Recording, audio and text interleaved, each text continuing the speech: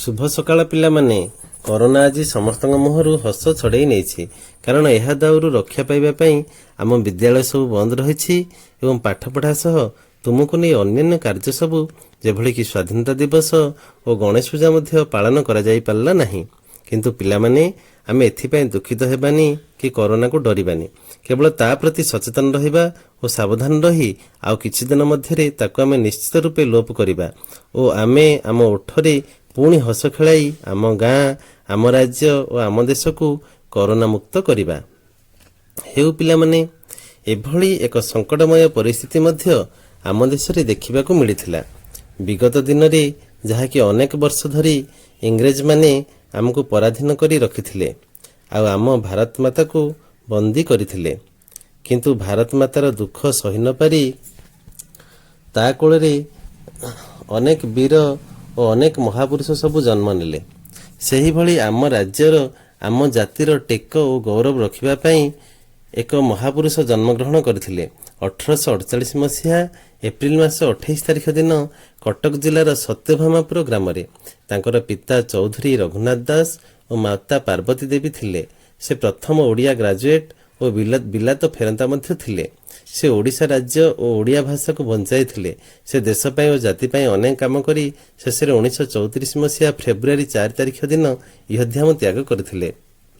से आम ओडिया जातिर और ओडिशा माटीर गौरव अटंती। से महापुरुष को तुम्हें जानिछ पिला माने से हेउछंती आम उत्कलर गौरव मधुसूदन दास बा मधुबाबू।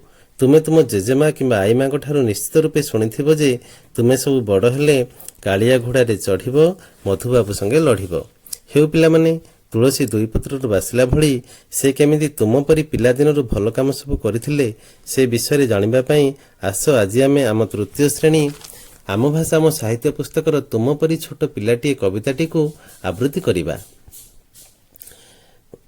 तुम परी छोट पिलाटीए काँ चाहाड़ीर चाटसीए चेहराटी तार डौल डाउल बुद्धिरे तार सरिकिए छाड़ी जाइथिला दिने झड़ी बाहरिला सीए पाठ पढ़ी बाटे जाऊ जाऊ खसीगला गोड़ मुह माड़ी तले गला पड़ी गुरुजी देखिले देह तार पानी कादुअरे सरसर तिड़े हे सेतिकी खातर न करी आसी अछि होई तरबर पचारिले गुरु एकी हेला एते सरी तते किए कला पिलाटी कहिला बेगे आसु आसु कादुअरे गोड़ खसीगला हेला दशहरा छुट्टी बेल साथी पिला डाकी कला मेल बाली गुड़ी माटी पकाई सभिए गाँ दांड कले समतुल यह देखी लोके हेले काबा डकाइले गुरु चाट सभा कहिले भली भल काम कले दुनिया रे दिने बड़ हेबा बड़ हेला दिने सही पिला मधु बारिस्टर बोलाइला देश पाई केते काम करी सी काल काल जस रखीगला